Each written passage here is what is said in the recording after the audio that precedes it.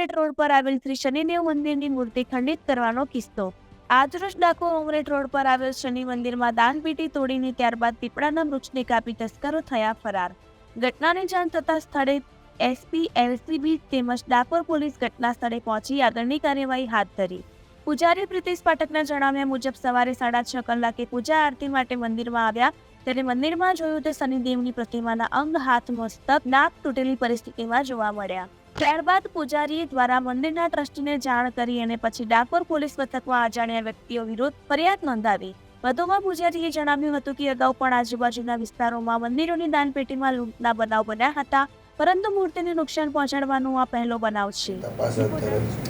Dakor Umreth road ઉપર એક શનિદેવનું મંદિર આવેલ છે, જે શનિદેવના મંદિરને એવું કહેવાય કે પહેલાં ત્યાં આગળ રોડ બનતો હતો, એ વખતે પહેલાં જૂનું મંદિર હશે, પણ એને ખસેડી અને આજથી 15 વર્ષ પહેલાં એપ્રોચ રોડની સાઈડમાં આગળ મંદિર બનાવેલું।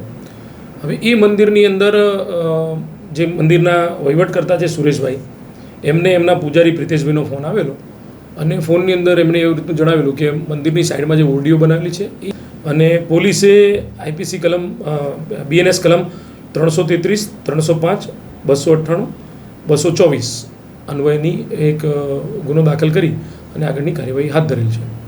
હાલ આ બનાવ સંદર્ભે જિલ્લા એલસીબી, એસઓજીની ટીમ, સ્થાનિક પોલીસની ટીમ એ તપાસ કરી રહેલ છે અને ટેકનિકલ સર્વેલન્સ તેમજ સીસીટીવી ફૂટેજ મેળવવાની કાર્યવાહી અને અન્ય ડોગ સ્ક્વોડ, ફિંગરપ્રિન્ટ નિષ્ણાતોને બોલાવી અને તપાસની કાર્યવાહી